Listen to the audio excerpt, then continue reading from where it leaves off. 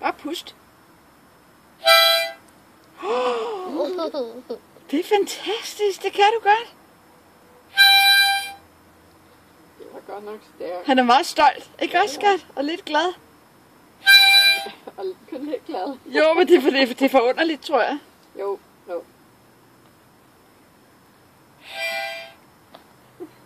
Og han skal puste ud hele tiden.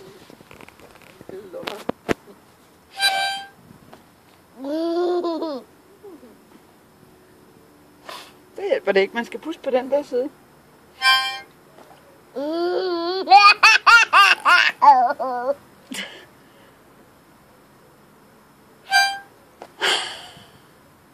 Jeg tror, du skal have den med hjem, skat.